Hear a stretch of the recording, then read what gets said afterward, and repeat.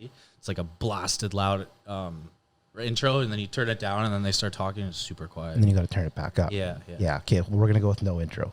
Okay. So this is the first episode of our new Showcase podcast. As I've talked a little bit about, the goal of it is to bring people from our communities into it and put the spotlight kind of on them, talk about their life, their stories, their goals, what they're doing. And for our first ever episode, we brought on somebody we've been working with for quite a while in different capacities.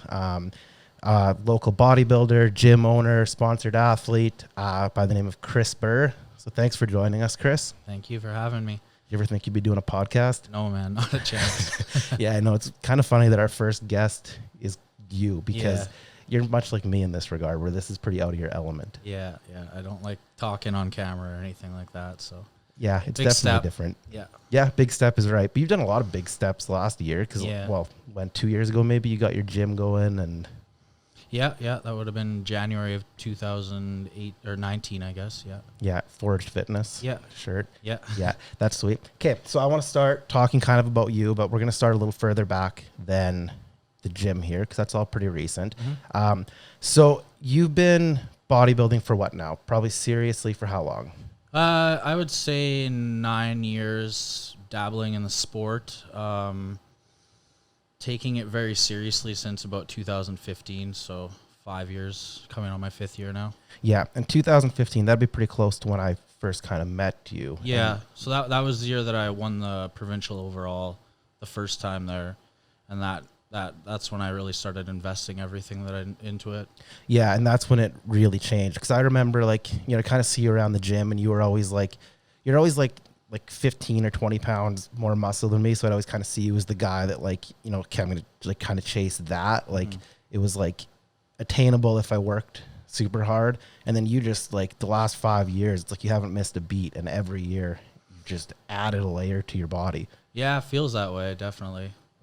It's been a lot of fun. Just the biggest step was just hiring a serious coach. And, I think it was 2014, I hired Greg Doucette, who was my first real experience with a real coach. And that was like eating a meal plan 365 days a year kind of a thing. Like he's a no cheat meal type guy. And that was my first year training and eating like that. And it showed in how I showed up for that show. I was far more conditioned than anybody else. I certainly didn't win it because I was the biggest. It was just a discipline contest for me. I was only about 168 pounds on stage that day, so it just goes to show that you don't need to be the biggest guy to win the overall. And I worked with Greg for a few years, but it wasn't. He wasn't the guy that was going to take me to anything bigger than what I was. He's a very conservative calories type guy, eat 100, 200 calories in surplus and grow only lean muscle. He's all about burning fat and building muscle, which works to some extent, but not if you want to make any real night and day differences, right? Yeah, because you were always for years straight, you were probably single digit body fat, right? Yeah, and that was cool, and it was exciting to see the you're in the gym, you're pumped up, you take good pictures, it looks cool, that aspect, but you diet down and there's not much difference in stage weight. So I found I started making the most progress where I was following, his guidelines for training, and supplements and stuff like that. But I was actually eating a lot more than what he had me doing. And so basically not following his dieting. And then I would come back, and then I had one year where we were dieting in 2017, and I was looking to be about 190 pounds on stage. I didn't end up finishing that prep, but the biggest contributor to that progress that I'd made was me taking kind of the off season into my own hands nutrition wise. So at that point, I just kind of felt like I needed to find somebody more of a old school mass monsters type mentality to make that. You always hear the top level guys say it's all about food. You just gotta get a little ugly, eat the food, and train hard. And so I sought out Ian Valliere. Yeah, you guys put on a ton of size. Yeah. So big difference with him. Went from I got up to pretty close to 250 my first off season with him, It wasn't super pretty, but like we definitely made a difference. And what had you been getting up to before that for your off-season weights? It would never be over like 215. Yeah, so looking at 35 pounds. Yeah. So pretty big difference in that aspect. So do you think, like, I mean, I'm not a bodybuilder, but I speak with a lot of bodybuilders, and I agree with like kind of that mentality that you probably do have to push the calories and the weight a little bit to put on that extreme size. But for more like lifestyle people, do you think, like, you know, somebody like me, if I'm looking to put on more muscle, for somebody whose goals aren't as extreme, do you need to put on all that extra weight, or would you suggest more of the Greg Doucette style? The Greg Doucette style would be awesome for lifestyle. Like every day I looked good, I felt good. I love my meals. You know, he does the multi-variety meal options. So it was a great way to learn to eat like that and not so old school bodybuilding, chicken and rice. Like there's a lot of creative ideas in there that we utilized. And yeah, like every day I looked fantastic. The training was fun. I lost my train of thought there. That's okay. Yeah. So like, but I see what you're saying. And like, it's for somebody who maybe just wants to look better in a tank or look good at the gym or on the beach, or they just want to be healthier or stronger or whatever. Yeah.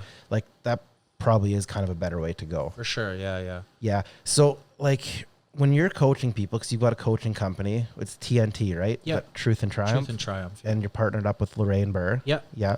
No relation though, right? No, Yeah. Everybody thinks she's my mom, but Yeah. so we kind of play into that joke sometimes. But it is kind of weird that you guys all kind of found that similar passion, same vision for a gym, and you got the same last name, but no relation. yeah, it's pretty unique because it is a unique last name, and we all kind of ended up in Martinsville of all places too. And Yeah, well, it worked out. But so like when you're coaching lifestyle clients, because I think that, you know, like half the people listening to this are going to be more average people. And I think sometimes people are scared to take advice from somebody who's like such an extreme bodybuilder because they think, well, I don't want to look like that, right? Yeah. But so you're giving like different recommendations for those different things, right? Like the average person doesn't have to put on extra body weight and fat. Yeah. So every person is their own unique problem to solve. Like it's not, there's no base formula for anything. You come to me, you tell me your goals, and I look at your lifestyle as you're living it now, and we build a plan around that. I know from past experience, it's real unrealistic to give somebody a meal plan that's so far away from what they're currently doing and expect them to nail it, right? Some people come really motivated and they're ready for that challenge, but most people, they need help in baby steps making this a lifestyle change for them. So a lot of it is just finding what they love about their foods and their habits in life and meeting them in the middle with that, and then slowly, you know, bringing them over to my side. With that being said, that doesn't mean that anybody's for a lifestyle just going to be eating, you know, plain foods all the time or anything like that. But it's just about finding something that you can do with your career, which is a big thing because a lot of coaches that I've worked with in the past, and the common factor with them is they're full-time coaches. They don't know what it's like to do a labor job or shift work or anything like that. So it's real easy for me sitting at home to tell you what you need to be doing to be perfect, but for you to take that into your job where it's like, oh, I don't get a break till 12 and I don't, you know what I mean? Like you got to build plans that fit people's lifestyles. You can't be giving them something that you say is what they have to do and it's causing them stress, because that's just going to, you know, result in negative results for them and for you in a negative experience, which is potentially going to push them away from the idea of coaching altogether. So Yeah.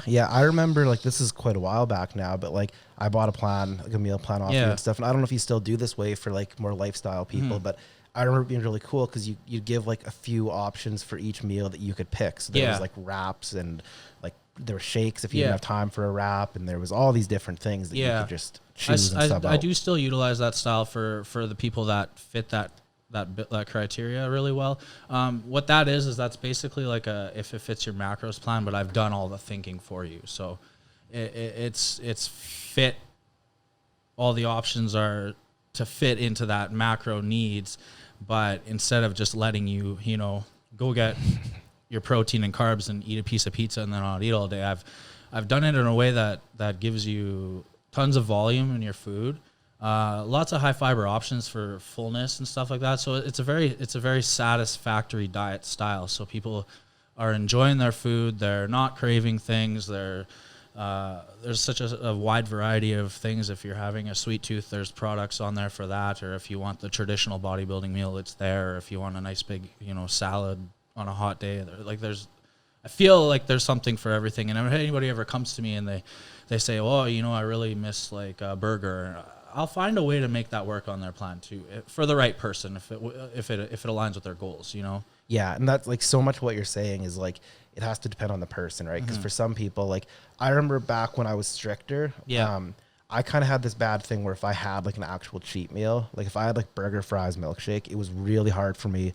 to not do that every single day for the next month. Yeah. It was actually easier for me to just like skip the actual cheat meal. And I would still have like, I would do like protein shakes that tasted like milkshakes and stuff. But I'm able to now like incorporate burgers and stuff. But yeah, I think it's like, working with that person. And I think that's something that comes with time too. Just like you said, before you struggled with it where you'd have a burger and that's all you could think about was junk food. I've been down that road too. And a lot of people are. So you kind of have to be careful, who you're giving that to when, and if they're mature enough to handle a cheat meal, a lot of people can't handle it. It's like, you deprive them from stuff and then you give them a little taste of it. And then it's like taking an alcoholic to a liquor store and saying, "Hey, don't touch anything," Yeah. Well, I've actually used that comparison a lot because like, when like family would pressure me to have stuff back in the day and stuff, it's like, that would be the same as me pressuring an alcoholic to have a drink because like sugar, I don't know if this is true, but I've read that it's basically as addictive as like cocaine and other hard drugs. Yeah, I've read that too. The way it stimulates dopamine in your brain. So like, I think there are people with like real food addictions and real addictions to sugar and fats. And you got to be careful with how you're prescribing those into a diet, right? Yeah. It doesn't work for everybody. Yeah. Okay. So, like this is all really good. And I think that like, this is like more actually open to the average person than I thought. And I think a lot of people probably think that some of your styles are. Yeah. Which is, so that was actually a big reason why I approached Lorraine for a partnership. Is I had the old company in Buhr's Beasts, and it was awesome and it was doing well, but it was a little perceived as hardcore, right? Yeah. She had a lot of insight on that. So, I felt like Lorraine was the perfect partner for me because we'd been working together for a while, and what I lack, she has, and what she lacks, I have. Lorraine has all the knowledge in the world, but she has trouble pushing people, being hard on them. I'm good at being hard on people, but I lack empathy, right? So she's been working with me a lot. Like I've grown so much mentally and maturely with how I handle problems and interactions and social media and all that over the last year. So it's definitely been, a worthwhile investment in that part. But like it's a unique thing what we're doing. Not a lot of people kind of work together on clients, and that's something that we've brought to the table together because sometimes it just gets stressful, especially these contest prep clients. Like it can get stressful, and it can be really nice to just have somebody to bounce ideas off of and problem solve with. Like it's just like a business partner, right? Exactly. Like you have somebody who's there for it all. They care just as much as you do. Yeah. Like you can talk with another buddy and get an opinion. You've got tons of connections you could ask, but it's different when it's somebody's actual client, right? Yeah. I think it's a great idea what you guys are doing paired up. And I think that like it really opens up who will feel comfortable training with you guys. Not just the fact you've got a female and a male, that's got benefit, but you guys both have different perspectives, you're different ages. So you're bringing different life experience to the table. Well, and it exposes us to people that we wouldn't have the opportunity to work with. So some people that are intimidated by, maybe how I present myself, I now get the chance to give them a little taste of it. And for one, people can see for themselves that I'm not that bad. And for two, they can get those results that they've always dreamed of having that I can help give them and Lorraine can help give them and stuff like that. And she gets a chance to, work with maybe some more higher level athletes that wouldn't normally go for her because not to take anything away from her, but she just doesn't put herself out there. She's almost too humble in she's some very, ways, very right? humble in that aspect. And, find me another woman that looks as muscular developed as her around here. So it's very impressive. Yeah. So how did you even get into all this? Because obviously the coaching came from being into bodybuilding and having some success at that yourself. So where does that all start? Because, people just see where you're at now, and it's probably so so far away from where they're at, right? It's how does this happen? Where did you start? Like bodybuilding or coaching? Bodybuilding. Where did you start? What started the coaching? So, I was never into the gym. I don't have one of those inspirational stories where it's like, oh, I picked up a magazine and dreamed of looking like that. It was nothing like that. I was too insecure to step foot in the gym. And in high school, I did track and field, and I played football. And, part of being in football is doing the weightlifting. And I was too intimidated to ever step foot in the gym. So I ducked out at every session. And, as far as track goes, I was actually a national level sprinter. I won a gold medal in the 4x100 and placed top 4 in most of the sprint events in 2015. So those legs are definitely partly genetic. Yeah. So that's my true love is track. I would give this all up to go back to that any day. But just had some poor life decisions when I was younger and had some injuries, and it just put me too far out of touch from that. So. Yeah, it's probably once you're taken out of it, it's probably tough to just as a mid-20s man to go back. I do plan once this bodybuilding thing's over is I am going to go back. Obviously not at a super competitive level, but I'm going to train with the crew and see what I can do. I remember when I was younger, I was in there. There was a older guy.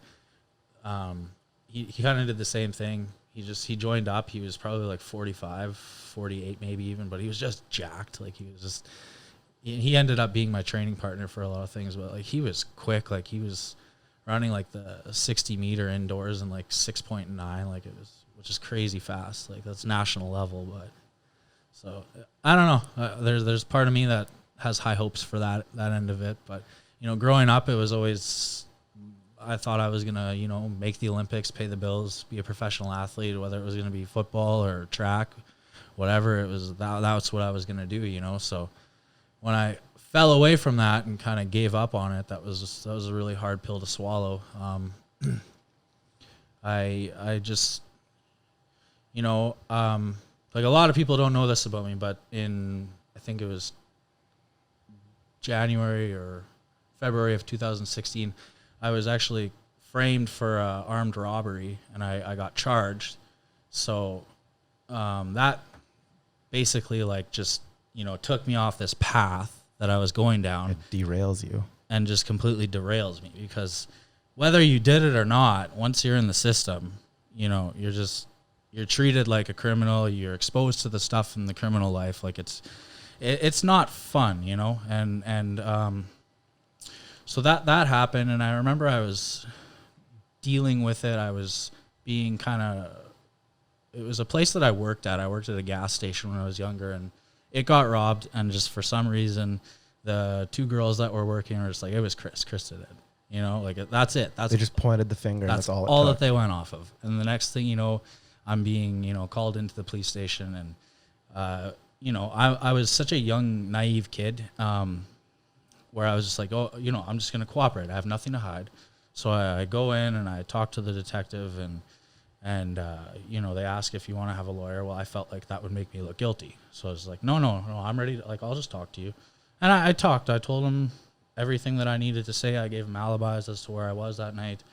And yeah, it just got scary, He left the room. He did that whole good cop, bad cop thing. He came back and he just starts yelling at me, calling me a liar, and, just absolutely treating me like shit. And so from there, I just kind of, left. I didn't have a ton of support from my family or anything growing up, and it was really just on my own for this situation, just trying to figure it out. And, I kept going to school and trying to play football and do stuff, but I do remember finishing a game and knowing that I had to go turn myself in the next day, because that's apparently what you do. That's what the lawyer said you do. If you're being charged, so you have to accept it, right? So you go show up at wherever, the police station or the courthouse, or where do you go? You go downtown to the police station. They basically, book you in, take pictures of you, do your fingerprints. And then I can't remember if it was that day or if it was later on, but they actually took me down to Kilburn. So they put me right in there. You go in, you strip down, you have to shower in front of some guy who's watching you, and they give you this lice shampoo. It's humiliating, right? Like, it's, no shit. And I'm just a 16-year-old kid. Like, I don't, this is just a lot of exposure for me. And then, you're put in there. I was just there for the day, and then I ended up going into court for that day to plead or whatever. And, or it was my first appearance. And I just remember, like, you're in the court cells back there, and there's just like some rough people in there with you, like, it's just, this is not me. This is not what I want to be part of, And so I proceeded with that and got a legal aid lawyer, and met with him lots. Like, the crappy thing is this case dragged on till I was 19 years old. This is like 2.5 or 3 years of your life then. Gone completely. So I was released from jail because I'm, obviously not a threat to society as I am, or whatever, as I was. And they gave me, a bunch of conditions. I had a curfew for my whole teenage life. What a nightmare. Yeah. So finally, when I was 19, every time we'd go meet up for the court dates to start the trial, there'd be somebody lacking evidence on this end, or somebody didn't talk to a witness on this end, and it was just adjournment. And it's like, it was just crazy. I can't believe the justice system works like that so inefficiently, right? It is inefficient, and there's things that are broken. Yeah. So finally, when I was 19, they finally, concluded that there's really no evidence against me. I did everything I needed to do to prove myself, so I was not guilty, which is awesome. But it's just like, now what? Like, there's no.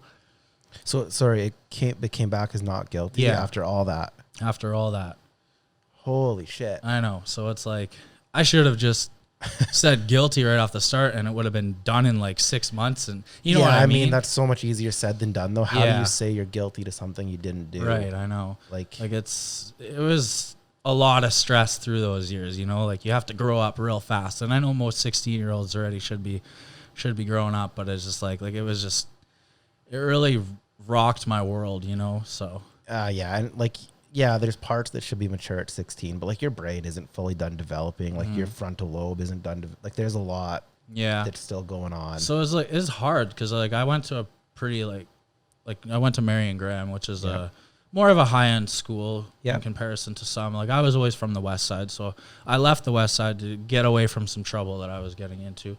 And I went there, but it's hard to have this stuff going on, and all these kids with their perfect lives, and their parents are probably like, "Oh, don't hang out with that guy. He's got these charges." And maybe to the justice system, once you're not guilty, you're not guilty. But from my experience with police, once you're kind of in that system, you're just deemed a criminal, right? Like, there's always a little harassed when I get pulled over and stuff like that for like speeding or something like that. It was because that's still in there, so it still comes up.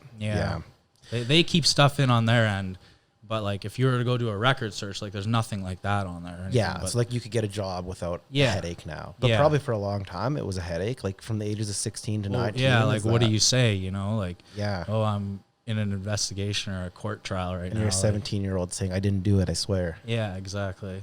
Yeah, that's tough. Yeah. So then once you were done with all that stuff, like, you've got a curfew for all your teenage years and stuff. Did you go like pretty hard the other way and like do all the partying you missed out on, or not really? Not really, no. Like, I'm not gonna lie, I left my house after curfew a lot during that time. They were, like I said, like, they were pretty lenient with me, because it's just like, here's just like white. Like, even when I was going to Kilburn, the cop that was driving me there, he's like, "Hey, don't you play running back for Graham?" Like, he knew me, like, I was always in the paper back then, and on Global News, like, scoring touchdowns and stuff. So it's, Oh, really? Yeah. So it's like, he knew me, and he was really, like, every time I actually was downtown or with cops, they were so nice to me. Like, the only time I ever got caught after curfew was, I was literally like a block away from my house. I just went to get some McDonald's. I pulled over. Cop did like a U-turn.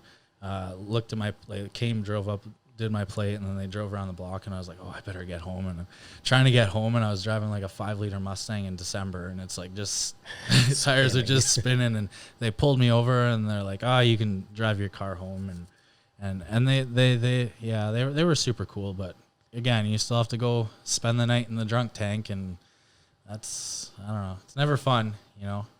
Yeah, no kidding. So I was exposed to a lot of stuff that I shouldn't have been, and that, you know, most people don't even know about, you know, like. Yeah, I mean, like, that's completely different than anything. Like, I grew up east side Saskatoon, right? Like, that's completely different than my experience or, like, people I grew up with. Yeah. That's hard. Yeah, so it's just always trying to, you know, keep that a secret and carry on with my life normally. Yeah. Like, I haven't told very many people that, but I kind of, you know, want to try to reach out to more troubled youth and guys that are having a hard time and just see what they can turn their life around to. Because, Well, no kidding. Now you're a business owner, successful athlete in a completely different sport than what you started at, right? Like, one door closes, another. It sounds cliche, but like, literally another one opens. Yeah. So then I don't know. I think I was probably like 19, 18ish. I met a girl, and we started dating, and it was good. It was like my first real serious relationship. We were together for a couple of years, and but she ended up cheating on me, which, you know, just absolutely ripped me apart. I had we lived together in an apartment, and from there it was just like, well, what the hell do I do now? You know, like, and this is gonna sound hilarious, but like around the same time that show Jersey Shore was really coming up, right? Like, and I just remember watching that, and, you know, I was Ronnie, and I was like, man, those guys look awesome. You know, like, they're so big, and they're always just having a good time, and they're, you know, all the girls want them. So it was like, I'm gonna start working out, you know. And Jersey Shore started it. Yeah. So I started out at the Cosmo gym there on the west side. Yeah. It's like, you know, you could fit that gym in your apartment, right? Like, there's not much in there. There's a universal machine, some dumbbells, but, you know, I was still battling a lot of insecurities. So I did that for a while, and then I had a leisure pass, and then I eventually made my way to the Shaw Center.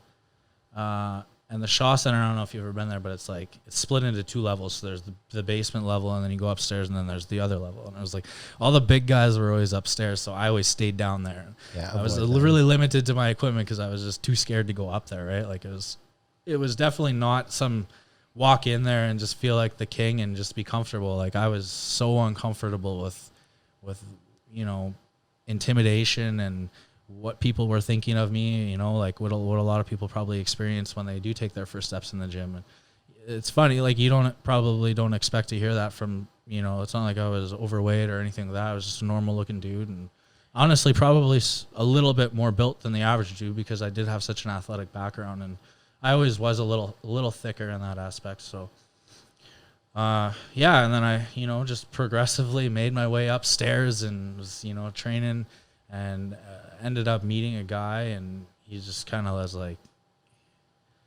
I don't know how old he was, probably 30 or 40, but just the way he trained, like, if I look back at it now, it was absolutely stupid, but like, he just trained hard, you know, like everything we did hard, as hard as we could. It didn't matter. And that was awesome. There was 3 of us. We met up every day. We did that. Like, I remember back then we would do like walking lunges with like 225 on our backs, and it was probably horrible form. But you know, we were just doing everything. I remember he would throw like 6 to 8 plates on the trap bar and do shrugs, and you know, it'd barely be moving. And and I remember me and the other guy, we were younger guys. We were small. He was bigger than us, and we'd be like, you know, Harvey, you're barely moving that weight. He's like, what's that? I can't hear you. He'd shrug his traps in his ears. Rome wasn't built in a day, boys. Don't be jealous. You know what, though? For guys like around our age, I think that was almost like a rite of passage in the gym because there wasn't all this information that there is now. Mm-hmm. So like everybody who got really into it, I think they went through a phase where like they probably trained like idiots. Yeah. But they trained hard. Yeah. You know, like when I was starting, everything was like a triple drop set, and I'd run to the gym and everything was way past failure. Yeah. And like, you know, looking back now, it's like, you know, if I tried to do that now, I'd just get hurt. Yeah. But when you're 17 or 18, I know, it's awesome. It's like, it's the less you know, the better it is, right? You just go hard. Yeah, and the more you know, then the more it's like, whoa, you set these mental limits on things, because it's like, well, according to this data, that's not productive, so I'm not going to do that. When really you don't truly know, you know? It's like, I look back at my track days where like I would go home and not even, I would eat like maybe breakfast and supper after track, like no food, but I would be performing at, you know, a national level. Yeah, optimal. You know, like when I was 13 years old, I was recruited and I was training with the Huskies team. So, you know, like we'd go out of town for a track meet, and I'd get like Dairy Queen before the race and pig out, you know, like imagine what a person could do with the proper nutrition training, or the nutrition plan for training and competing for their goals, you know, like, yeah, like if you had that optimized. Yeah. But like, I think like sometimes I think it worked out good for guys our age to get that, learn the intensity, learn that work ethic, and then add the kind of like the real science and like the proper execution. Yeah. But then I also think, you know, for kids now, like 16, 17, I think you can start out with both. You can start out training hard and with all that access to information that we didn't have. Like we didn't just have, like, you couldn't go on Instagram and hire Chris Buhr 10 years ago, right? Like that wasn't a thing. No, it wasn't. You just had to find a big guy in the gym and ask him what to do. And that in itself is a really risky move, you know, like, yeah, it could work out. yeah. Like I remember, I for a lot of my first years, it was just like trying everything I possibly could. Like, there was this big guy. We'd go in the hot tub after our workouts at the Shaw Center there, and there's this huge guy in the hot tub, and I remember asking him like, "How'd you get that big?" And he's like, "Oh, I just eat every 3 hours," you know. And it's like, I went home and that's what I did. I remember setting alarms overnight, and I'd get up every 3 hours and eat a meal. And it's like, I should have asked him a little bit more advice on that, because I'm sure he didn't mean every 3 hours, 24 hours a day, you know. That didn't last very long. That was about 3 days, and I did not have the money to keep that habit going. But yeah, no kidding. That's expensive. Yeah. And like, I did the phase 2 where like, yeah, you'd wake up in the night I'd do a shake or something, and like, I don't know if that's worth sacrificing the sleep for. I don't think so. No. There's too many benefits to actually sleeping, like, you know, the release of your natural growth hormone and the healing and repairing of muscle tissues and stuff like that, that you're going to get that food's not going to be able to provide without the sleep, right? Yeah, like I know one of the best things for my performance in like the last 5 years has been getting a sleep apnea machine, because now I sleep all night. Yeah. And like that does more than like diet changes or anything. Because like I used to sleep like maybe like I don't know how many times a night I'd wake up, but I just wake up exhausted. And then I got that machine. What was waking you up? I'd like be gasping. Oh, like really? Yeah. I'd like choke a little bit. Yeah. So I have a sleep apnea machine too, but I'm not really diligent with using it. You know, You're not? It's too easy to fall asleep without putting it on. But I don't notice, like, I don't wake up gasping or anything, but my wife always said, like, you sound like you're dying in your sleep, and I have to elbow you to get you to breathe and stuff. So Really? it's definitely needed, you know, but yeah. See, like for me, I think it's easier to be compliant, because if I don't fall asleep, because as I'm drifting off, I'm like, I wake up like that. So if I put my machine on, I'm like asleep in 10 minutes. yeah. So for me, it actually helps me fall asleep. Yeah. I just find like when I'm into a good rut of using it, it's good. But like starting out, I find as soon as I put it on, I'm too focused on breathing. Yeah. You know, like I feel like I'm suffocating. Does it ever feel like it's like inflating you? Like it just keeps blowing in and you can't breathe out so I just enough? like pop my mouth open and it blows right through. Yeah, I have to do that too. Do you use the nose or the full mask? I just use the nose. Oh yeah, me too. That's what, I couldn't do the full mask. Well, and like I've got the beard, so I don't think it would seal. No. But I was just getting like ingrown hairs around there too when I was using the full mask. But yeah, sometimes you got to pull it out when you're sick. But. Yeah. Okay, so sorry, I kind of derailed that. But so you got into the gym there. You're training with Buddy, kind of doing the bro science way. For sure. And then did you do a show before you hired a coach, or did you hire Greg and then do a show? No, so I did that with Harvey and them at Shaw Center, and then, you know, eventually graduated to Good Life, the big leagues, right? And I was training there. I can't remember if I was already working at Bailey's at the bar, but I would go there at nighttime, late at night, and train. And I remember I saw this show coming up, and I had already started using performance enhancing drugs. Like Harvey was just like, "Oh yeah, I'll get you on some some tests in D-ball. And, you know, I remember he gave me my injection in the shoulder and we'd go, and it was so foolish and stupid. And probably what he was giving me was completely underdosed or fake, you know, like it was more often than not, that's what was going on with those gym bros. But, I remember I saw a show coming up online and I was like, oh, I was so motivated. I'm gonna do this. I'm gonna do it naturally. I'm gonna kick ass, you know. Yeah. So I went on bodybuilding.com. I found some information, found a diet, and was following it and trying to diet. And then I remember I was working out one night at Good Life, and this guy approached me. And he's like, hey, are you competing? And I said, oh, yeah. And he kind of asked like what I was doing. And I told him kind of about my diet. I was eating like those maple brown sugar packs of oatmeal for breakfast. And he just had a good laugh at me. And he's like, no. He's like, let me see you pose. And so I hit a few poses. And he's like, well, you know, you got a good little physique, and you got legs. So that's important. And he's like, I'll help you, you know. And so I was like, sure. And he offered to help me for free, but he criticized what I was doing, and you know, you're not going to be able to do. There's no way you can do it naturally, he said, and I didn't know enough at the time to contradict that statement. So I was like, okay, yeah, whatever. And he's like, here, I'll give you everything you need, and dropped it on my doorstep, kind of a thing, and went away, right?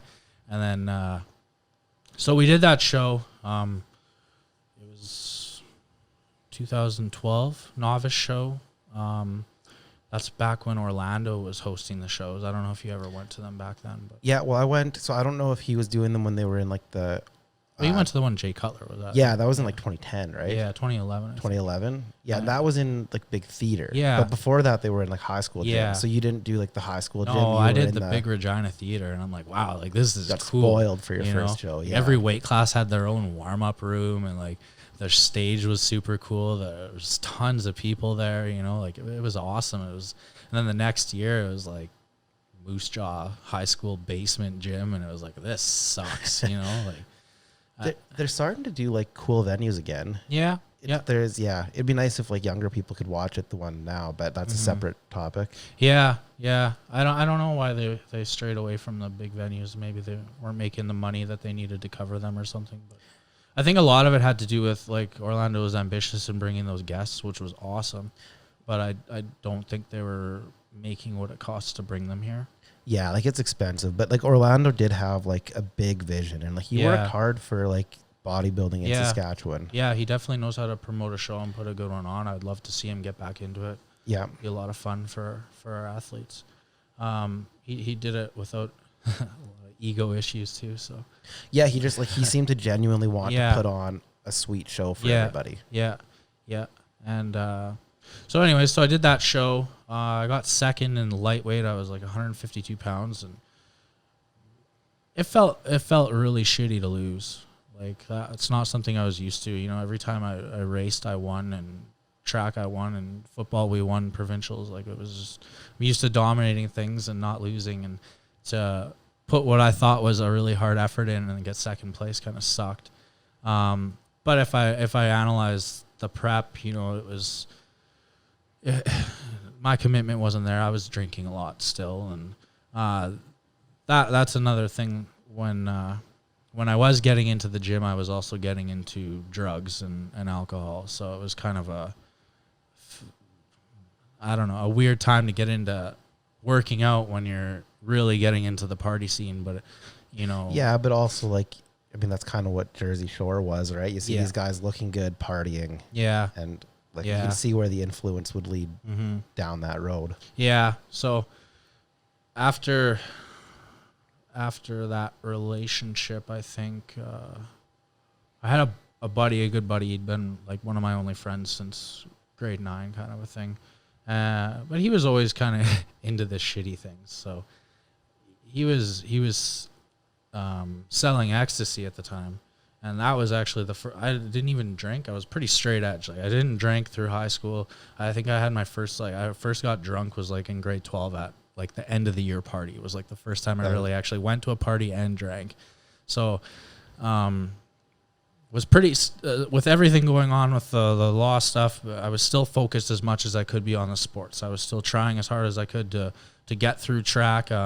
It was discouraging though, because in grade 9 here I am winning national gold medal. By grade 12 I couldn't even make high school provincials, because in between there I tore my hip flexor twice, and it just family had no money. We didn't do physio. I think I got some free physio from like Smitwick's on 22nd. Did a few sessions, but didn't really buy into it too much. It was like, oh, it feels good, I'm going back to train. And didn't finish the programs ever. It ended up just hurting itself, and it was just never the same. So that was super discouraging to go from that level in grade 9 to that level in grade 12. But there's a lot of top quality athletes in Saskatchewan, Saskatoon in particular. Like some of the people that I train with, like Brianne used to train with when I was younger. Brianne Thiessen has gone on to compete in the Olympics and win medals, and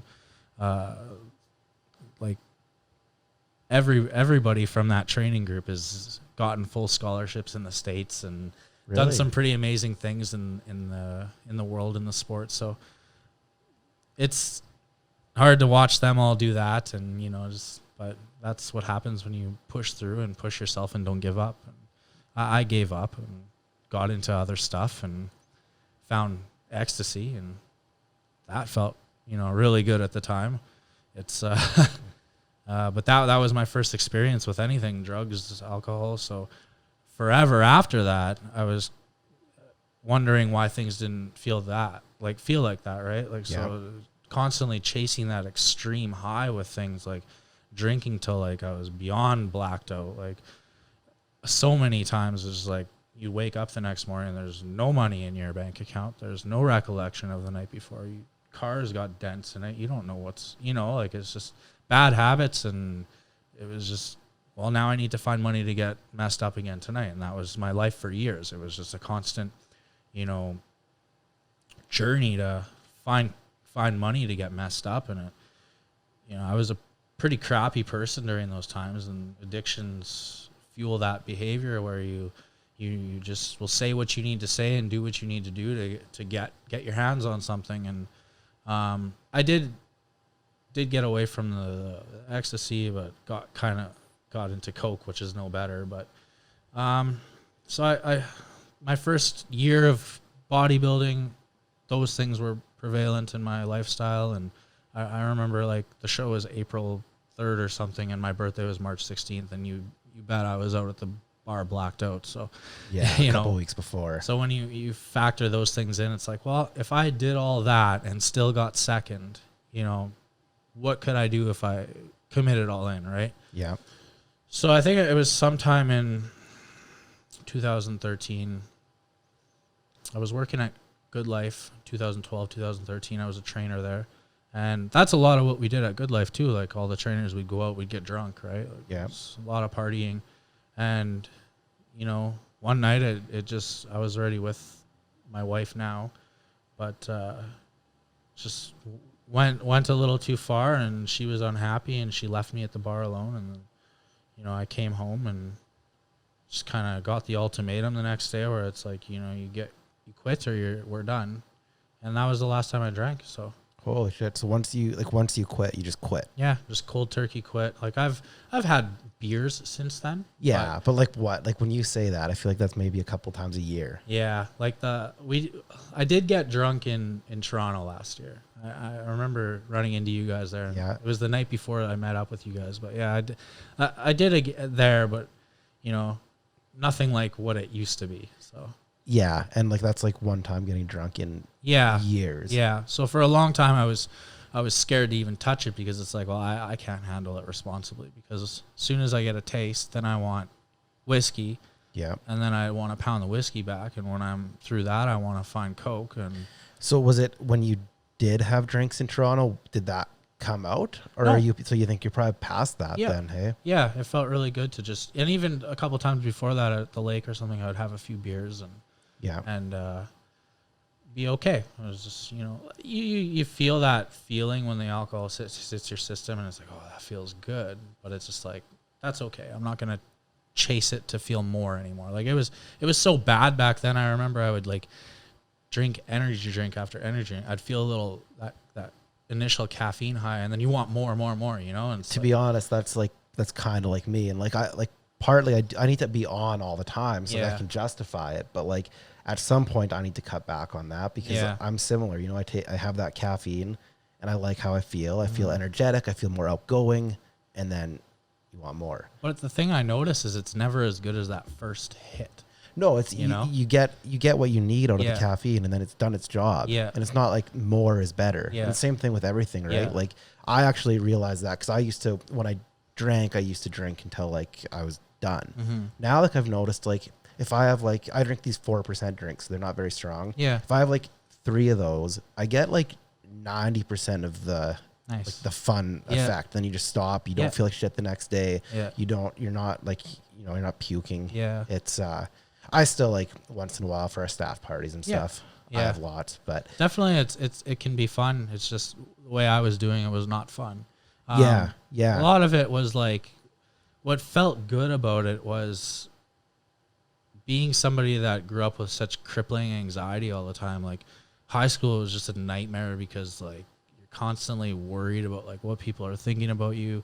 You know, I grew up kind of poor, so like I didn't have nice clothes. I remember getting bullied a lot in elementary school over stuff like that. Like kids would throw pennies at me and crap like that. And it's like right from like the age of like 12, I remember helping my neighbor roof houses so I could get some money to go buy clothes and stuff and just avoid that feeling because like it sucks, right? And like kids are so mean these days. And, yeah, no kidding. You know, and it's like it carries into high school and you're like, oh, I wonder if like, you know, like Graham was a pretty wealthy area at school, so everybody, all the kids, like their parents would freaking buy them like new Cobalts and stuff as soon as they got their license, and it's like, that's crazy. I'm driving like an 87 Cavalier with rust all over it, you know, like you park down the block because you don't want anybody to see it. And it was just, I've basically lived my whole life worrying about being judged, and when you drink or you're on some sort of substance, that all goes away. You have confidence to talk to people and speak up and be a little outgoing and stuff, and that was very addicting for me because that was the first time in my life that like the chains were off and I can be somebody and get out there, and you know, and that's what I did. I worked as a bouncer at Bailey's for a couple of years, and I just show up for my shift, start drinking, and just have a really good time every night. Yeah, well, you're the man when you're working the door, right? Yeah, exactly. Yeah.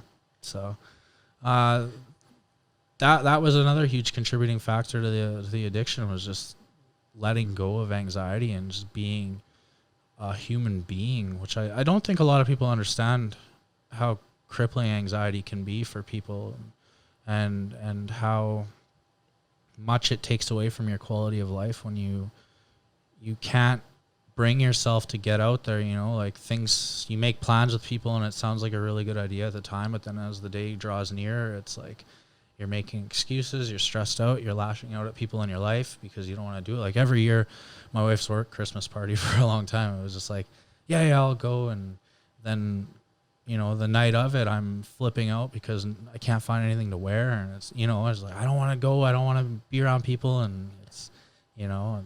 Yeah. And like a lot of people just get written off as like assholes because of that. Right. And they don't know it's just because like this person's got serious anxiety. Mm-hmm. Yeah. Yeah. That's definitely something I've struggled with my whole life too, is being perceived as a dick or angry. What's wrong? Why are you always mad? They always say. And it's like, well, I try to smile. I look awkward, I guess, you know, like it's, I don't know. I just always feel like you're being judged and analyzed and under a microscope. And I mean, maybe being a bodybuilder wasn't the best decision to combat that. But well, like you kind of put yourself in the spotlight though, right? And it like almost like I can see it in some ways being a way to like fight that. Like it's biggest fear. Well, so just do it. Yeah. I think honestly, anxiety is the perfect environment for bodybuilding though, because when you need to be so perfect with meal timing and workout consistency and sleep and just your lifestyle habits, my anxiety was rocked for that, where it was like,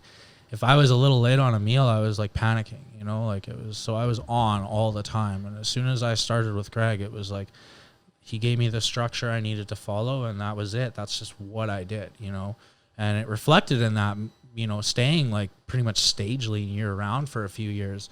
It was just the discipline that came with it, but it was festering into my anxiety so much that it was like, on my way home from work, but stuck in traffic and don't have my meal with me. And I'm like ready to kick my window out and scream, that's not okay either. And that's doing more harm than the missing the meal would, right? Like it's all about learning and understanding what's more important and how important is that nutrient timing. And it's okay to be a little late on a meal. You're not going to die and you're not going to lose muscle. And, a big thing was actually understanding how hard it is to lose muscle. Yeah, it's not as easy as you think. Hey, no, not at all. It's not like a missed day or two and your body sheds muscle. Yeah. You'll maybe lose some glycogen or something or some water, but yeah. Yeah.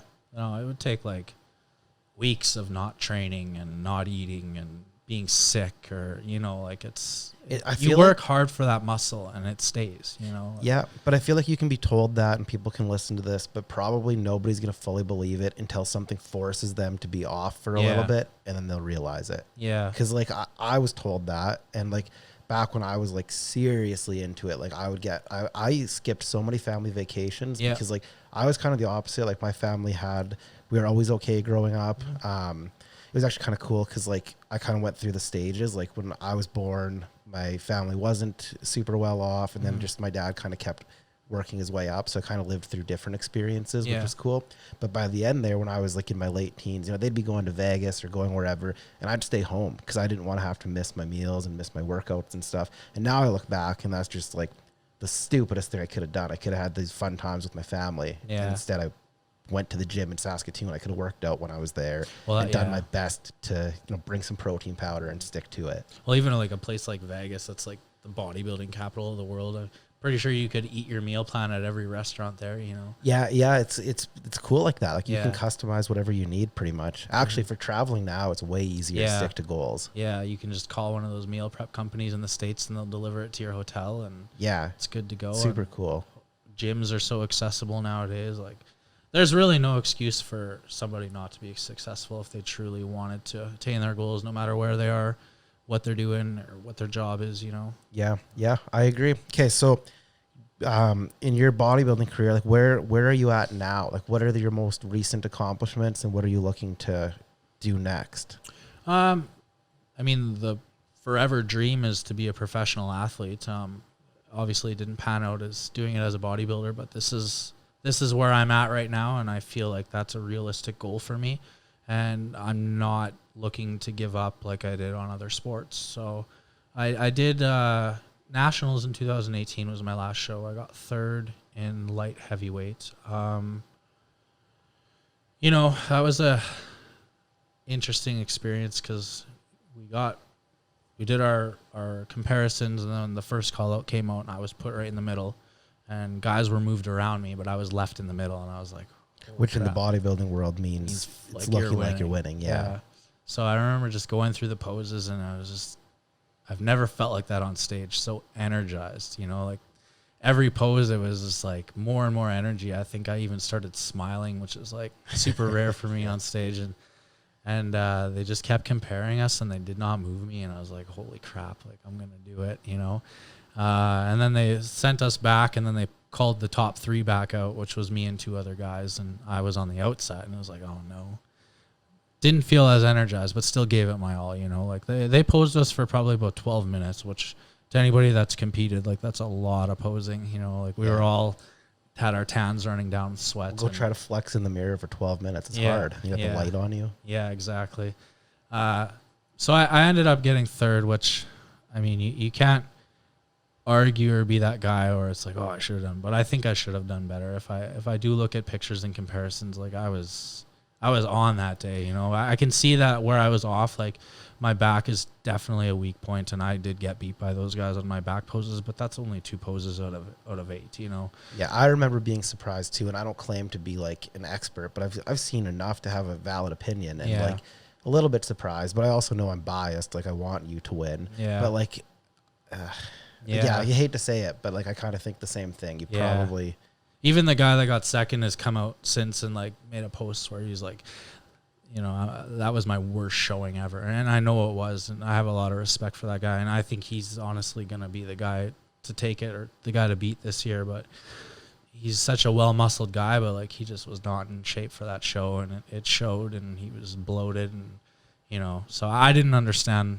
Like I felt like I deserved second at least, but I didn't quite understand. But I was still pretty happy. You know, I did the Toronto Pro Qualifier in May. Prior to that, Nationals was in October, and I went out and I didn't even make the first call out. It was so discouraging. The top guys got called out, and then they sent the top two back, and then they brought me into the first call out. So still, you know, somebody that is getting noticed, but definitely not at the level that I expected. Yeah, so I remember I got off stage and I saw my wife and I started crying, and you know, I was like, this is everything. This was supposed to be everything, and this is it. And it was like, I got 8th place, you know, like, oh, that sucks. And then it was a 2-day show, so prejudging was one day, the finals were the next day. So I was like, you know, I'm gonna give it my all. I didn't quite agree with some of the tactics used to get in peaked for this day, so I'm gonna do some of the stuff I've done in the past and try to come in a little drier tomorrow, because I was not in my best shape, and it was my first show with Ian, and so you know, I went and I had a burger, felt better, and started the process again to get ready for the next day. And you put all this effort in, and you go get tanned again, and then you get there and they're like, call out the top 5 only. And they're like, the rest of you guys can do a 30-second pose down, and it's like, oh, are you kidding me? They didn't tell you that beforehand? No. So that's like not right. Suffering, and like anybody that's like done a water drop, like it's 2 full days of that, plus the days prior leading into it, you know, like it's whatever though. It I wasn't a poor sport, and I went and tried to improve, and that's something I was happy about. But I was really discouraged after that. Like I was moped around Toronto. Like we booked a week in Toronto for that show, and we just moped around and ended up going to Niagara Falls and trying to have a little bit of fun there, and then went home. But it's hard though. Like I don't relate on like the athlete side as much, but like, you know, like for me in the business, if I put something in and I got something in my mind and I go all in on it and it doesn't work out how I envisioned, like it's hard to stay positive and just bounce back. And you have to bounce back, but like, it's tough to do it instantly. Yeah. So I came back and I was a mess. My physique was bad. I was, you know, drinking beers there and eating like crap all week, and got to work right away, you know. It was like, oh, I can't be like this. I got to fix this. And so I took a few days and, you know, did the whole no carb thing and did some extra cardio and got rid of all that extra glycogen and let go of all that water retention and looked better. And, you know, so took a little break, but kept on everything. And then I think it was middle of August, I said to Ian, I was like, yeah, I think I want to do nationals. And talked to you, and you said you help me out with that and support me. And I was like, okay, let's do this. Let's go. And yeah, you know, there's just a huge fire in there for that, feeling that crappy way I felt that I haven't felt since my first show, because, you know, I've done just provincial level shows since then, and I won everything that I did. So it was like going into that is like only winning, and then 8th place. And so that was a hard pill to swallow. And then just trained really hard and came back to Toronto with a better plan and ended up 3rd, you know. And you looked phenomenal at that show. Yeah, that was a really good show, and I was really happy with that. Yeah. And still, you know, I was probably like only 191, maybe 190 pounds. And the cutoff for that class is 198. So, you know, those other guys in that class are at the top of that weight cutoff. So there's a lot of room to improve still, which is exciting. I think I've improved since then out of that class. But the way that it works is like 198 pounds is the cutoff, and then you go into heavyweight, which is 200 or 198 to like 220. So that's a really big class, and you don't want to be a 200-pound heavyweight, you know. So yeah, you'd rather dive a little further. Yeah, at that 198. So I'll definitely be trying to get into that 198 pound class, I think. And but that depends, because last year they switched the format of nationals up where they did the weigh-ins the same day as the show. So if somebody has to starve to get into a class, they're going to be pretty flat. Yeah. And to try to fill up in hours before the show, it's not ideal. So Do they do that to prevent the water cutting and stuff? I'm not sure why they would do that. It's new. I've never seen that before. So if that's the case, then we're just going for my best look, which would be, you know, a very light heavyweight. Yeah, just wherever you end up. Yeah. So. And that's going to be in Winnipeg or Toronto? So Winnipeg, because I haven't competed in a couple of years, I have to re-qualify. So I got to do one of the regional qualifiers, and that'll be in Winnipeg. That's 8.5 weeks out. And then Toronto, this is basically the Toronto Pro Qualifier. They just moved it to a later date. And is it November now? Is that the plan? Yeah. November something. And from what I've heard, it's actually not going to be in Toronto. It's going to be in Vaughan, Ontario. And it's there's another show there. It's like the President's Cup or something. It's the day before. And this is just going to be a carry-on from that show. So cost-effective and out of the region that's got the most lockdowns. Yeah, because if they were planning on Toronto, I feel like there's a good chance that it would get canceled again. Yeah, so it looks like they're doing everything possible to make sure this show happens. And that's kind of that's kind of what I've gotten from just watching the updates and stuff. Like, it's awesome that they're even having a show, because the two CPA promoters, Ron Hash and Rudy got diagnosed with cancer this year, and Ron's son died this year. So they've had a hard year, really hard year. So it's, you know, it's admirable that Ron is still pushing on to do this. Yeah, no kidding. With everything going on outside of their family, as well as that can be easy to quit. It's not like they're doing these shows to make any money, because the circumstances are probably not going to allow an audience. Mm-hmm. They're fully dependent on entries from athletes and stuff like that. Like, they were just granted a couple extra pro cards for physique and bikini, so that's hopefully a draw for the most heavily populated classes anyways. So that will help fund the show, right? Like, basically this year it's just about funding something to happen for the athlete, but it's 100% for the athletes, you know, so giving us something to work towards and something to finish with. So that's great that they've done that, because other federations have just scrapped it all together. Yeah, well, it'd be easier to do that. That's for sure. Yeah, that's good. That CPA seems like they're a good organization for the athletes. They're good. They're basically the Ontario Physique Association is the CPA. Okay. They just took over and carried on. So it's a very Ontario-based organization, which is it's great because they have, like, you know, the highest level athletes there and so many more opportunities and stuff. But it just kind of like, it would be nice to see nationals branch away from Toronto or Ontario, you know, and come out west or have some pro show. I guess we do get the Vancouver Pro Show, but that's just those shows every year. It's the Toronto Pro Qualifier, Vancouver Pro Qualifier, and Nationals, and then the Natural Nationals, and everything's just Toronto, you know. So it'd be cool to see it stretch out a little more, because, you know, when you go to those shows and the Ontario boys are always winning, it makes you wonder a little bit. Yeah, you know? To be honest, like, I kind of miss, like, parts of the old Saba days when, like, everybody competed in Saskatchewan and it got everybody together and stuff. I don't understand it from the competitor side as well, so it might be better now. But, like, it would be cool if there was more in Saskatchewan. I agree, because it had that whole ladder system, right? Like, it was like, do your novice show, win provincials. Provincials meant something. Yeah, you know. There's a show in Regina. It's called the Sask Classic. But what does that even mean? You know, it's a great show. But it's a great show, but, like, winning that, what does that make you? You know, you're just the regional show winner, which sounds way less exciting than being the provincial champion. You know what I mean? Yeah, like, the level system made it so, like, you had to basically win in your province or be at a certain level, and then you'd go up to the national level. Yeah, so now it's like, do the Sask Classic, but are you the best in the province? Because, well, I'm going to Manitoba to compete, and so-and-so is going to Alberta to compete. So are the best athletes actually competing in Saskatchewan?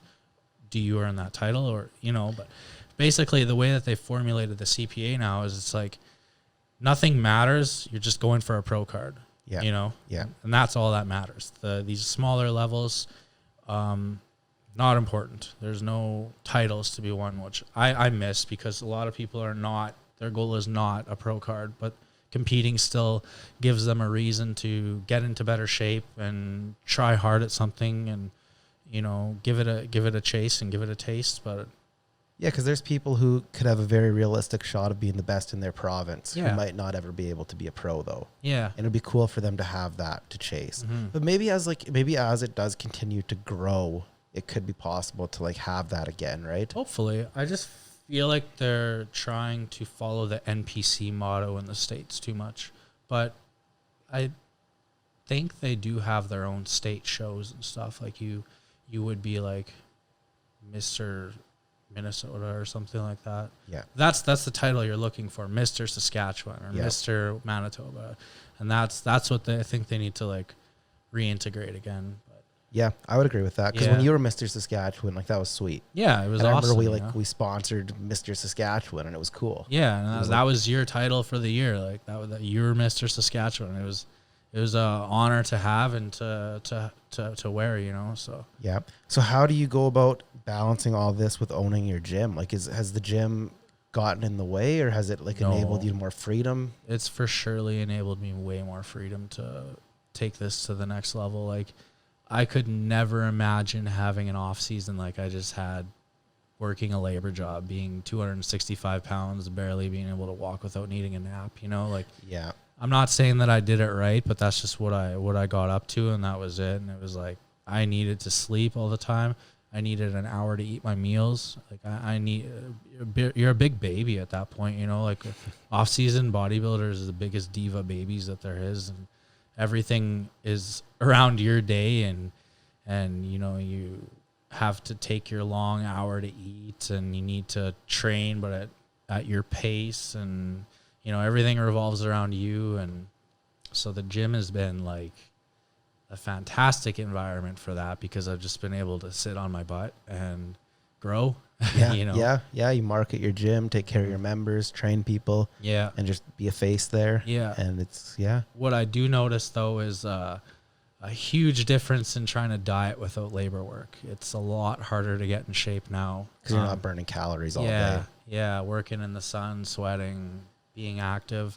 You know, I started my prep in February, and then the lockdown happened in March, and I continued my prep on even though the shows were canceled, because, you know, I was pretty high body fat, and I was having some blood pressure issues. I couldn't, even with medication and all the supplements on the market, I couldn't get it down. So the next step was to lose some weight and take some pressure off the body. So I was committed to this prep no matter what show happened. So I dieted through the 4 months of lockdown, and oh man, it was a slow, hard, tough process. Like you really learn how little food you need to be in a deficit. And when you do have like a sedentary job or anything, like for that, most of that quarantine, all I did was wake up and go hang out with my kids and sit on the couch. And, you know, that was my day. And it was awesome in the aspect because I just had my son 2 weeks before the lockdown. So I got to spend, you know, the first 3-4 months of his life with him every single day, and made a huge difference in comparison to my daughter, where, you know, I was working in a pretty high pressure environment. And like the day after we had her, it was like, you know, you're getting nagged to get back to work. So it was, you know, a lot of time away from her when you're working all day and you got to go to the gym after work and so on and so forth. So she was definitely a huge mama's girl, whereas my son is very like 50-50. Since I've gone back to work, he's a little bit more of a mama's boy again, but he still gets pretty excited to see me, which is a really cool feeling. Yeah, no kidding. That's like, I mean, never really good timing for a pandemic, but like stuff like that, there's some light to find. Yeah. So I definitely was making the best of the situation. I was happy. At first I was really scared because, you know, here we are with this 2-week-old baby, and they're saying this thing's happening, and they're not giving any information as to how to protect yourselves and your family. And it's like, I'm fine. I'll get it. I'll take the risk. But like, what about my kids, you know? And so it was pretty scary at first, but as time went on, it was just kind of like, you know, what's real, what's fake, what's the risk factor, and what am I standing to lose by following the recommendations. The world is very tough to decipher right now because everybody seems so polarized. So it seems like it's like everything's like us versus them mentality instead of just like sticking to fact. It's really hard right now. And I think a lot of people are like extra stressed, and like I'm noticing like people are more confrontational, easier to set off just because like nobody's really sure what's going on. Everybody feels uncertain about what's the next year going to bring, does this continue? It's a weird time. It's a weird time to be owning a gym. Like your gym was shut down. Yeah. Now Shut down. is it? Like, is it coming back? Are people coming? Yeah. I don't think it's as busy as it was before, but it's summertime, and that's which is very normal in the gym world for people to take off and take weeks off at the lake and just lose their commitment altogether, and then they'll come back in the fall. Like we haven't had very many cancellations, but for every cancellation we've had a new sign up, so it's been good in that aspect. People are good. Nobody seems very scared or afraid. Like we have protocols in place. We had to spend a bunch of money on like hand sanitizer, and fortunately we didn't have to move very much equipment around, but we put up some dividers between machines and stuff. Like it's overall, when you walk into Forge Fitness, it's really not that much different than it was before, and everything fits the guidelines. But you guys were always very clean, and you always took care of things, and like you have a pretty like tight knit community, so none of your members are gonna be like, like you're not gonna have to deal with people breaking the rules and no, that's the really nice thing about the gym is it does attract this. I don't know what we put out, but what we've attracted is like an awesome community of people that are very like-minded and get along, and there's all sorts of variety and diversity of people. And here we are with our like big bodybuilding mural on the wall and a bunch of hardcore bodybuilders, but like that gym is so far from hardcore, like it's a really nice community family vibe. Like I love it there. Every morning, like we got the daycare, you got moms bringing their kids in, and it's just a really good environment. I like being there a lot. I like being around the kids and having my family there and my kids, and it's such a blessing. And everybody, like even before we shut down, like our members were going above and beyond and like wiping and washing everything, and like they would wash the barbells, and like just our morning crew would do stuff like that. And so everybody was ready to like pull up their sleeves and help, and everybody really helped us through the close down too. Like we put it out there that if you can afford to keep your memberships going, the bills keep coming whether we're closed or not or open. And a lot of people helped us through that time. So it's definitely like a really, really good community of people that we have there. And I feel like Saskatchewan as a whole kind of is like pretty good, like overall for that stuff. Like you need something, and everybody seems to pull together for it. So like I know I've had a ton of support from Saskatchewan, and like it seems like good people. If you're a good person, then good people support you, and it just kind of seems to go back and forth. Yeah, for sure. So that's good. So you guys you'll make it through this all. You're good. Yeah, we're good. That's sweet. And then last thing I wanted to touch on was you just got picked up by a new supplement company. Yeah. So new sponsored athlete for what's the company? HD Muscle. So that's all those big boys out east, like Dorian Hamilton, his brother Noah Hamilton. You got Antoine Vallant, Frank McGrath. All those guys kind of have. I'm not sure if they're all involved, but they're all, the guys we look up to in Canada. And so I actually reached out to hire Dorian a little while ago in February. Mostly just because like I've been watching him over the years, and he's reached out to help me before, and I've been watching him over the years, and I love what he does. I love the positive environment. I love the camaraderie between him and his guys, and the environment that he's built out there with the Muscle Mansion and pure muscle and fitness, and just what he's doing is so different than the typical bodybuilding coach. And I really wanted to absorb that positivity into my own life and, change because we are in a way kind of a product of our environment. And, Greg was like a knowledgeable coach, but he was an asshole. Like, yeah, well, you can watch his YouTube videos. Yeah, and like he was hilarious such though. Yeah, but Like I remember reaching out to him 2017 when I was at the peak of my mental health issues, and we were 3 weeks out from a show, and I was just like, like, Greg, I'm really depressed. Like I'm not doing well. I get home from work and I like the sight of my wife and daughter just makes me want to like run away. I lock myself in my room upstairs. Like I don't know what's going on. I don't understand why I feel like this. And he's like, well, you got to put yourself ahead of your wife and your kid. Yeah, that's not. And I was like, that's the worst advice I've ever heard. And after that, it was just like, I'm done. Because it was years building up to that of just like, coming to him for help and just kind of getting like really like, this guy is going to be alone with no kids for the rest of his life. And you can tell, like those types of answers. And Ian was really good. He was good to talk to, but I don't know. I don't really have any complaints too. It was just really appealing. What's that? Just time for a change, kind of try something new. Yeah. It's just so appealing what Dorian was doing at the time. And again, like I find like I struggle with being perceived as negative, and I just thought, this might be something really good for me to try. They do a lot of things, and they help people get out there, and so I hired him. He ended up being a little too busy to help me though at the time.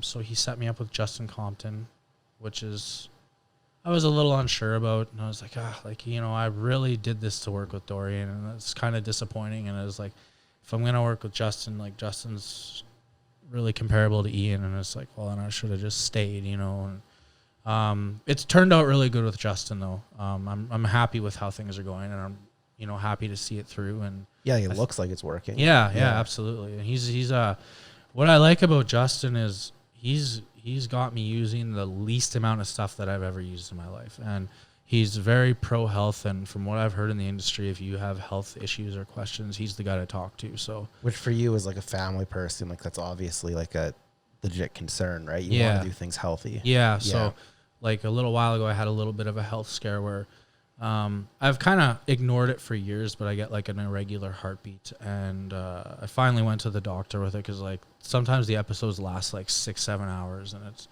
like, oh, what's going on, and they kind of made it out to be a lot more serious than it was. But I did end up getting like a echo done, and it did show that I have like a slightly enlarged heart, which is something maybe to be concerned about, but it's also something very common in athletes. And I could have had this when I was young. I could have, like it's too vague to just be like bodybuilding did this to me. And I'm like working with healthcare professionals that are not so quick to blame bodybuilding for things and actually see if there's an actual problem going on and stuff like that. So, I have a cardiologist now, and we keep an eye on things, and my blood pressure's under control, and I'm using, like I said, the lowest doses of stuff with Justin that I've ever used, and getting the same results, if not better. So his best friend, he said, is a cardiologist, so that helps too in that aspect. I just feel like good information to have. Yeah, so I just feel like I'm in really good hands to do this properly, because if things kind of kept, like, I can't do another off season like I just did and get heavy like that. I'll never be able to do that again. It just, my body can't handle it. I get too high of blood pressure, and ignoring that blood pressure for too long is really bad for your heart health. So that's not something I'll ever do again. And it's just something you need to be very, very aware of. And, it's easy in the moment to just push the envelope and be like, it's only a few more months, and, but that could be the end. So it's not a risk I'm willing to take. So. Yeah, well, like I said, you got a family. It's not really worth it. Yeah, exactly. But, so Justin, he's with HD Muscle. Yeah, they brought him on to help out because Dorian's so busy with all the pros that he has now, and Justin's a good eye to have for that stuff too. Like, well, Dorian's busy. Like, he's got a huge gym, like Pure Muscle and Fitness. It's huge. He's got a supplement company, and he's a coach. Yeah, his supplements are sweet. Have you tried many of them yet? Yeah, so I messaged yesterday. Yeah, I finally tried the pre-workout yesterday, the Ultra, HD Ultra, and that's probably the best one that I've used yet. Like, I remember just like sitting there, I took it and I was just sitting on my phone, and then all of a sudden it was like, that setting in Instagram where you can, like, the vignette or whatever, like, makes it darker around you. That's exactly what happened. That's the best explanation I've ever heard. That's when the nootropics hit. Yeah, and I was just like, holy crap, like, something's going on. And I messaged you right away, and I was like, I'm going to do my workout, and this is awesome. And yeah, it was such a killer workout. Like, I trained and did extra, no crash. It was just clean energy. That's the best word I can use to describe it, is a very clean energy. It hit hard, and it hit fast, and it hit clean. And for me, I have to be pretty careful when I'm training. I can't get my heart rate too high, or sometimes it will go into an irregular beat. So with that one, I'm a little hesitant on higher caffeine doses, but that one had 275, which is a little higher than I like to go, but like it was fine. Like, it kept it, I pushed myself on sets, and it kept it in a good steady beat. I don't know if it really contributed to anything, but yeah, it was awesome. And I just started their vitamin product, their Vita HD today too, which is, it's a super good vitamin. yeah, like excellent for athletes and really anybody, but it just covers all the bases and cuts down, if you are really serious about your supplementation, like it cuts down a lot of pill volume. You don't have to take a lot of things if you're going to take that all in one. Yeah, and it looks expensive, like at the sticker price. But Yeah. like when you start looking, okay, if I wanted to buy curcumin on its own, that's $40 a month. If it, Yeah. you know, like once you add it all up, it's actually pretty cost Yeah, effective. like $99 for a 2-month supply too. So Yeah, it's pretty reasonable. yeah. I mean, most, like, what does the progressive multivitamin go for at? It's probably $40-$45 a And month. that doesn't even places. last a year. You know, it lasts like 3 months. Yeah, so like, Or like what am I talking about, yeah, a year? month, like 3 weeks. I don't ago. know why I'm talking about a Yeah. year. Yeah. Yeah. So, I mean, best bang for your buck, I think, for sure.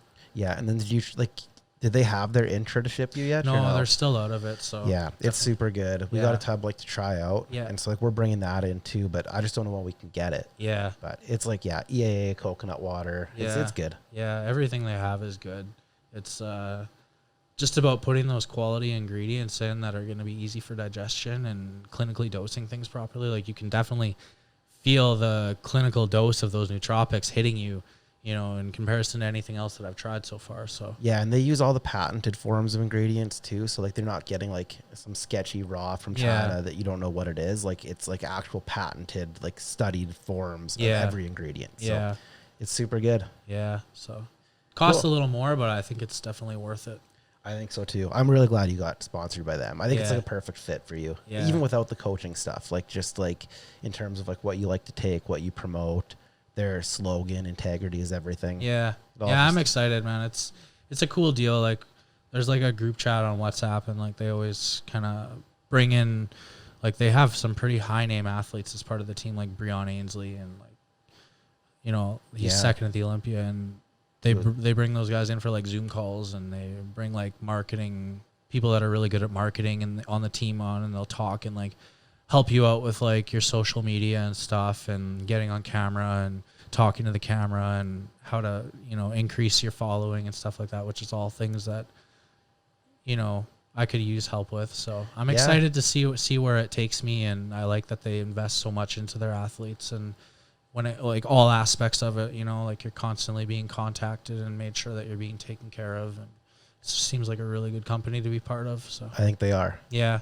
Okay, well, thanks for doing this, man. This was a sweet first episode. I think Yeah. people are going to love this. It was sweet. Even I got to know you a bit better through this. I've known you for 5 years, and I learned things I didn't know. So thanks for doing this, man. Yeah, no problem. That Thanks was for sweet. having me. Okay, see ya.